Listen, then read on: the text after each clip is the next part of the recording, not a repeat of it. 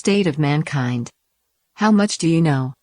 Excerpts from How the Spectre of Communism is Ruling Our World. 118. While violent communism threatens all mankind, most people in the Western free world neglect the non-violent communist factors developing quietly in their own societies. Besides the infiltration by the Soviet Union, all manner of para-communist ideologies and movements within the West, including outright communists, the Fabian Society, and the Social Democrats, among others, have penetrated government, the business world, and educational and cultural circles. The counterculture movement in the West during the 1960s, as well as China's Cultural Revolution, were brought about by communist elements.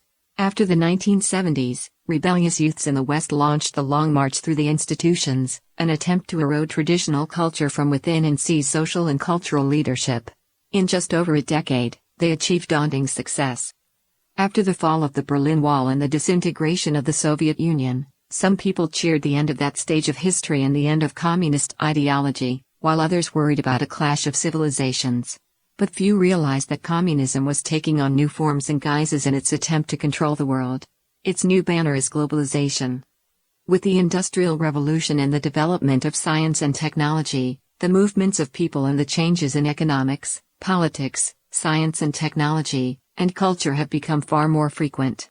Today, modern telecommunications, transportation, computers, and digital networks have shrunk geographies and effaced boundaries that had stood for thousands of years. The world seems to have become small, and the interactions and exchanges between countries is unprecedented. The world has become more and more a unity. This strengthening of global collaboration is a natural result of technological development, the expansion of production, and migration. This kind of globalization is the result of a natural historical process. However, there is another kind of globalization, the result of communist ideologies hijacking the natural historical process of globalization in order to undermine humanity. This second form of globalization is the subject of this chapter.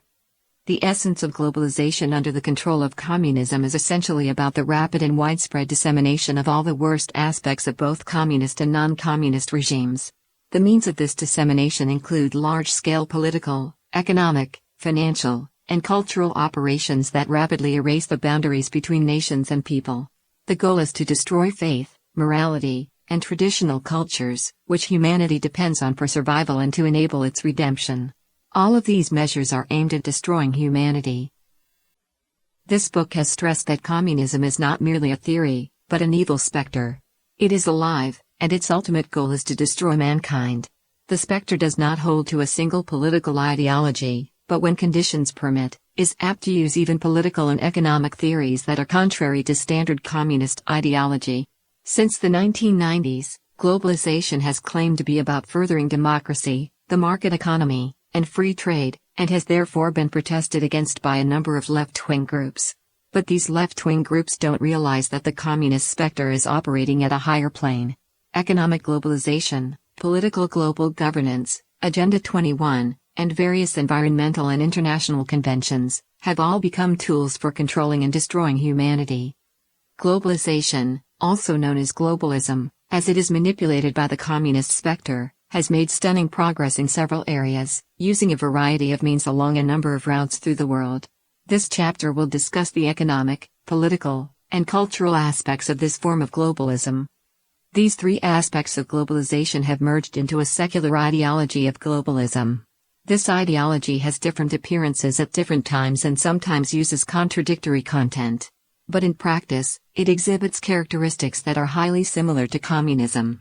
Based on atheism and materialism, globalism promises a beautiful utopia, a kingdom of heaven on earth that is rich, egalitarian, and free of exploitation, oppression, and discrimination, one that is overseen by a benevolent global government.